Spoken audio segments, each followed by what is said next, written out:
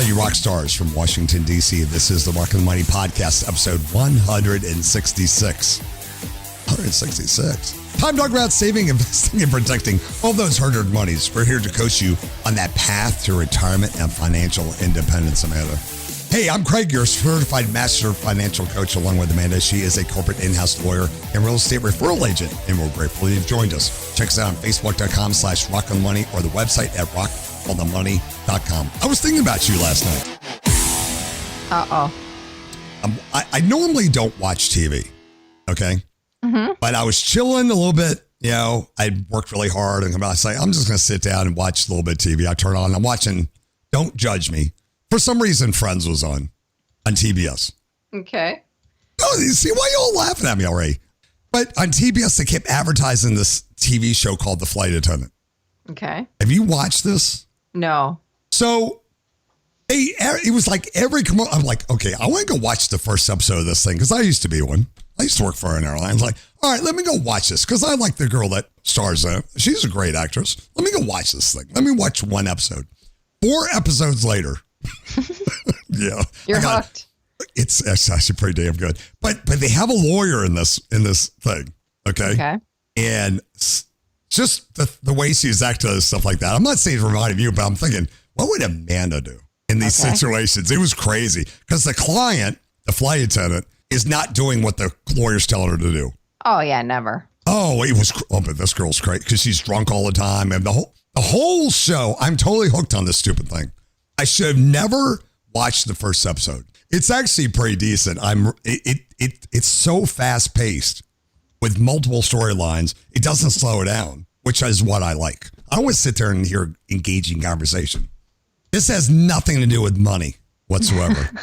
But I was just saying, you as a lawyer, you would probably laugh watching that this client's not doing anything that they say. Or when we do this podcast and we tell people don't do this and they run off and go get $40,000 cars or $100,000 pickup trucks. Yeah. Yeah. It's kind of that frustration. I could see the frustration on this lawyer's face. Anyway. Hey, that has nothing to do with this podcast, guys, but I'm curious. Send me a message if you guys have seen this show. I'm watching the reruns from like last year. I guess there's a new season coming up, but I normally don't watch TV, Amanda. Do you watch a lot of TV? We watch a lot of Netflix. Yeah, this is an HBO show, though.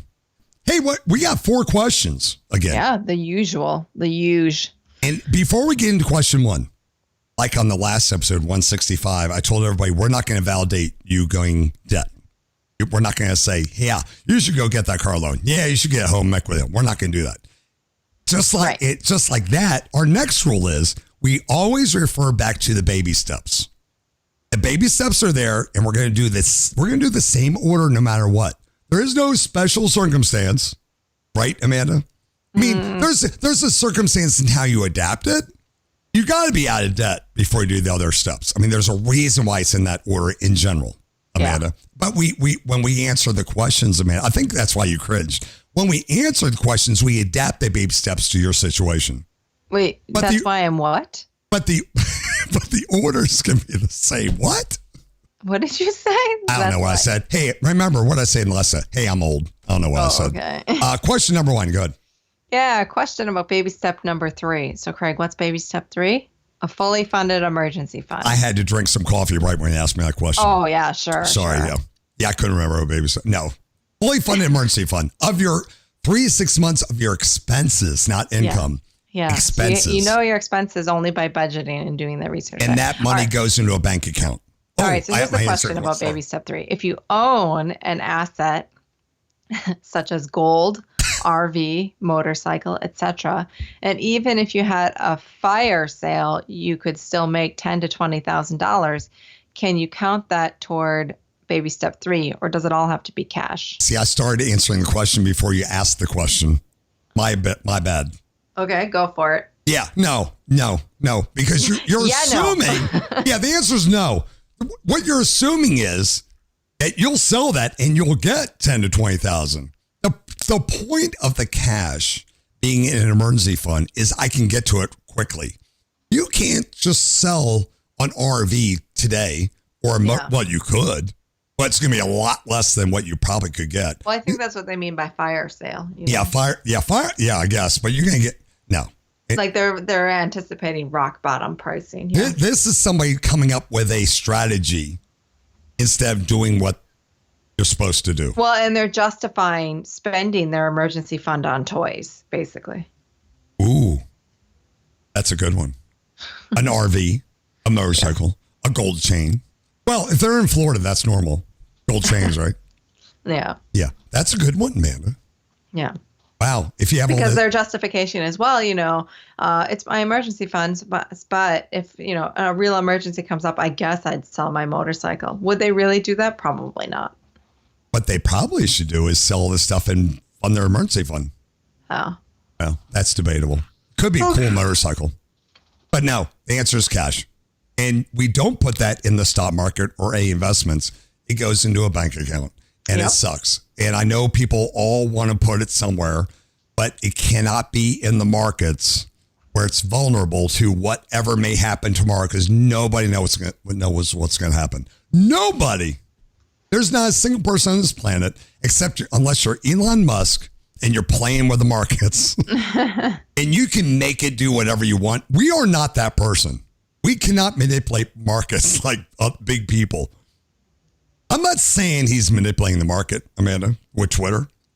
Yeah. But damn, if I could buy something and tweet out something and make it go to 50, that's a pretty damn good deal. Question number 2. Yeah. Question number 2. My experience has been 401ks don't have as much investment opportunities for growth that you have with an IRA, either traditional or Roth, through Fidelity or Vanguard. If a couple exceeds the AGI max income in a given year, is there any other tax-friendly place to invest for retirement and or way to reduce taxable income? I love this question because, yeah, I have this. I'm right there. So what do you think, Amanda? Well, so first of all, your observation is probably right that 401ks, company-sponsored retirement plans, that's what a 401k is, generally don't have the broad range of investment selections for you. That doesn't mean you don't have the same opportunities for growth, because a lot of times they have the same type of S&P 500 index funds that you can do on your own. So the growth is the same. Right. You're just looking at it straight from what's my menu to select from. And yeah, it's a little bit more limited. Yeah. Yeah, I totally agree. If there's only 6 funds and one of them is an S&P 500 fund, well, there's enough funds there. Just pick that one. Literally. That's it. That's what you're basically saying, right? Yes. Yeah. 401ks have a much higher maximum contribution limit to it than an IRA. An IRA, you can only invest $6,000 a year, until you get to age 50. I think it's 1,000 more at age 50. Yeah. Yeah. Whereas 401ks are much higher. I think this year it's 20,000. Yeah, and again, there's a catch-up provision for older people where you can go up to 26,000 or something like that. 25, 26,000. I mean, I can pull up the exact one. They just adjusted all these numbers. Yeah, for 2022, it'll be 20,500. There you go. And the catch-up provision is 6,500 now. It's 27,000, Amanda, in 2022. Wow. Yeah. That's crazy. Age 50 and over. Yeah. Yeah, so that's really good. Wow, that's a lot. I wish I had that when I was working. Damn. Well, now you got your SEP opportunity. Oh, there you go. So the second part of the question is, okay, so they reached the max, which is what they're saying is they can't do the IRAs probably is what they're saying, right?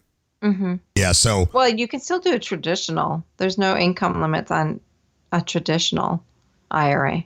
But as far as lowering your taxable income, I can tell you a good one, which was not available when I was working. It's kind of showed up after I retired, is the HSA. If you're qualified. If you're qualified. So you have to have a high deductible insurance that's qualified for an HSA. If you have that, that can reduce your taxable income no matter what your income level is. So that's one thing.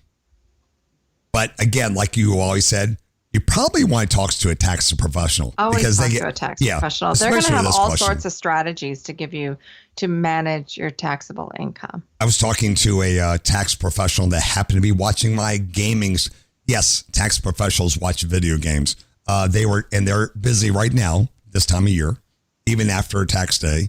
And they have a term for that when they have to really get strategic when you can't qualify for certain things that lower income earners have. So then they know all the little things to do, like start a side business and hire at least one person. I mean, all these little things like hire at least one person, do this, do that. And they know that stuff. We don't know all these little things, but they can figure it out. And that's why taxes are complicated to keep these people in business. But you need a professional. That's one thing that really burns you, right? That people don't seek professionals for anything. Yeah, that's a big thing with you, right? It is, yeah.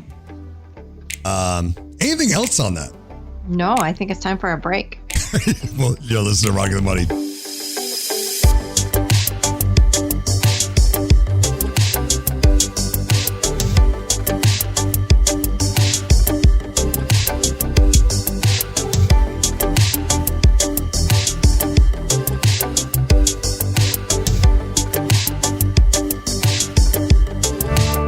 There, rock stars. Amanda here with ChoiceRealtyConnect.com. Are you about to sell your home or excited to buy your first or next home? I'll be honored to help you find an expert to work with you in your local area. At ChoiceRealtyConnect.com, I'll help match you with up to 3 qualified licensed agents that specialize in your specific market. Choice Realty Connect serves every zip code in all 50 states with a network of 15,000 top-rated agents that are ranked within the top 5% for sales. Whether you're selling or looking for a condo, new construction, retreat, vacation property, or you're a first-time home buyer, let me connect you with the perfect top agent today. ChoiceRealtyConnect.com. The choice is yours. Amanda Braun is a Florida licensed real estate with a brokerage Realty Connect. Rockland, USA.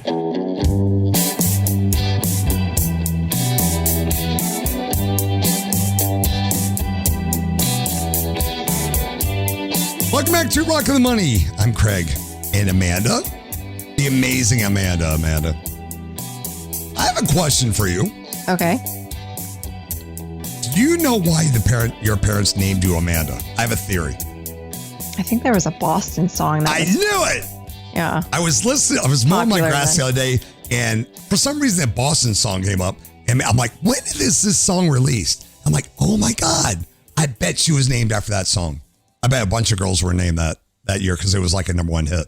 I was nearly named Nina because there was also a song. 100 Left Balloons. I think so, yeah. That's it. It was like Pretty Nina? Ballerina. Yeah, Nina. I was just curious.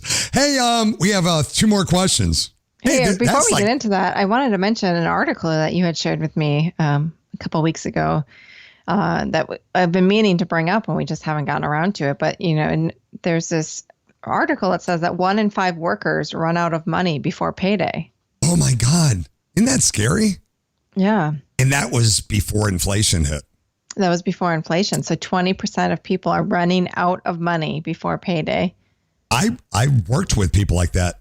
I don't want to say which job I recently had. They would literally freak out if that direct deposit was not in there by a certain time because they have bills that are due. Well, and I see these commercials for banks and they're like, get your direct deposit 1 day earlier. And I'm just like, why does that matter? Right. You should never be in that situation. If you're in that situation, you really got to buckle down and listen to what we're saying. That stat freaks me out, Amanda.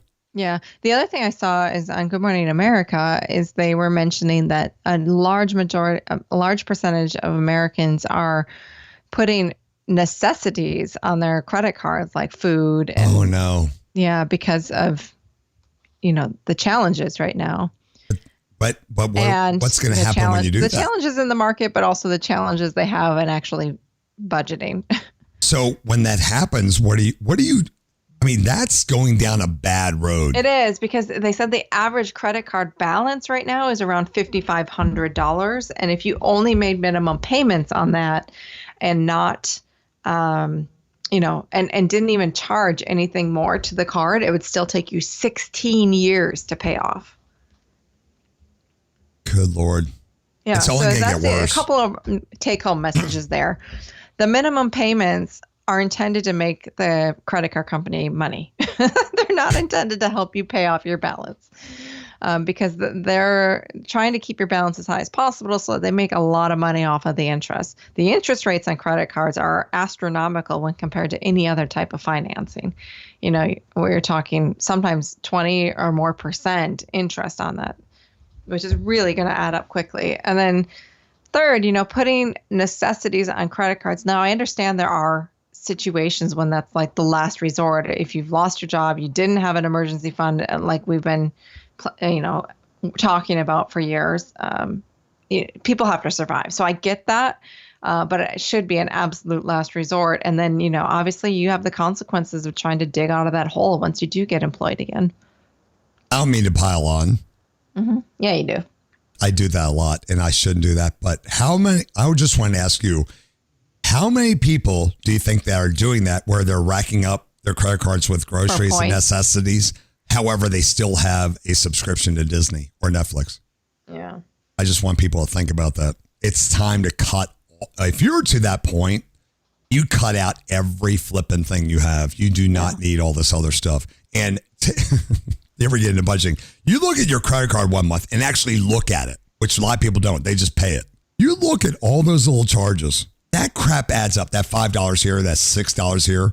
It's crazy. And they just increase fees without even, they let you know discreetly, but they keep raising everything. Yeah. It's insane. So anyway, I just want to bring that up before we jumped into the last two questions. So credit card companies are making money? Yeah. Okay. Just as last part of that, I was going to a doctor for a procedure down in Virginia on the Beltway in Fairfax County, Virginia. And that's where the headquarters for Capital One is. Yeah. Their single ivory tower is the highest building next to the Washington Monument in the whole Washington, D.C. area. And as soon as they built that, they started building a second and a third. I hadn't been down there in a while. They got 4 of these suckers down there now. Oh, my God. And they're gorgeous buildings. Apparently, Capital One makes a lot of money off of you guys. Not you guys, because you all are doing the right things, right? Right. Question number 3. Yeah. So this person just opened a Roth IRA yesterday with Fidelity and maxed out contributions for 2021 and 2022. Any recommendations on mutual funds I should invest in? What are some favorites? Somebody just did their taxes. Yeah, good for them. Everybody's doing. Everybody's doing it. Yeah. And good for them recognizing that there's a second step to do. Yeah. So go ahead and answer those questions. Well, of course, we coach that the simplest approach is to put your money into the S&P 500 index fund. Yeah. And they're with Fidelity. I know Fidelity has no cost S&P 500 funds. The symbol for Fidelity's 500 index fund is FXAIX. There you go. That's a very popular ticker symbol that has been mentioned multiple times. That's their popular one. So, and I believe that one has no fees. The reason why companies like that, Amanda, have no fee funds like that, because they know you're looking for it. They're trying to get you in the door so they can market other things to you. Like that's one of the companies that you can get HSA with if you want to do it with there, or SEP, where Schwab does not have HSAs, where HSAs are actually done by other companies, but they use Schwab as their backdoor, portal into it. Things like that. So yeah, they want these no cost funds as a way to get you in the door. Kind of like Costco and their hot dogs. It's a loss leader, as they call it, I think, Amanda, in the business world. So, yeah, that's their loss leader. It actually is not a loss leader because it doesn't cost anything to do it. So, go ahead. All right, question 4. So here's a question for everyone. Is it better to fund your Roth IRA all at once, one $6,000 lump sum, or fund it with regular smaller payments throughout the year? Does it even matter? Assuming you have the funds on hand to do a lump sum contribution, of course. All yours. Yeah, so I think we talked about this the last episode as well. I mean, my stance is fund it. I don't care how you fund it. Yeah. There are pros and cons to both approaches. So honestly, on balance, I think that they even out. Yeah. Over long term, it doesn't matter. Yeah. And remember remember once, as we said before, once you get the money in there. If you have the lump sum, you should contribute the lump sum before that money finds another purpose. Yeah, there you go. That's where I would land on that. Yeah. You just get in there. Yeah. And remember, we don't have crystal balls. I mean, I could listen to 20 different analysts on CNBC and they'll say 20 different things. None of these knuckleheads know anything. None of them. I don't care if they went to Harvard. They don't know what's going to happen next month. Just get it in there. Yeah. I like your idea. Just get it spent. Just get it in. No, don't spend it. Yeah, don't spend it. Put it in there. And don't forget to fund it. I mean, you fund it, but you need to then invest it into a fund, which would be the S&P 500, which is what we said before. There you go, Amanda. Yeah. All right. So you're doing landscaping. And what do you use for landscaping? You use mulch down there in Florida? We're using crushed shell, and we're doing it 1 bucket at a time because we had a giant pile delivered to our driveway. We expect a picture of your guns when you're done. All right. I have been working out, yeah. Oh, there we go. All right, guys. Thank you for listening.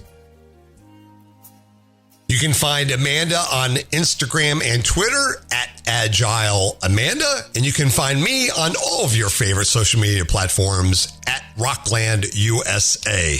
Don't forget to check out the website and subscribe to the podcast. All the links are right there on the front page, rockonthemoney.com. Please subscribe and leave comments to our podcast on Apple, Google, Spotify, or even your favorite app that you got right there on your phone. Those help us out a lot. If you're ever looking for a specific topic or content that we've produced over time, just go to the website and in the search bar, just type in your topic, be it 401k, stimulus check, or anything, and everything comes right up for you. We have so much gratitude that you've taken the time out of your day to listen to our podcast while you're walking, driving, traveling, or whatever you're doing.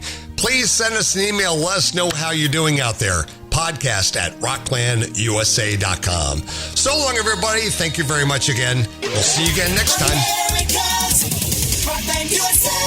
All opinions expressed by the host are solely their own and do not reflect the views of any company, affiliates, or advertisers. Investments or strategies mentioned in the show may not be suitable for you. Before acting on any information in the show, you should consider whether it is suitable for your particular circumstances and strongly consider seeking advice from your own financial or investment advisor.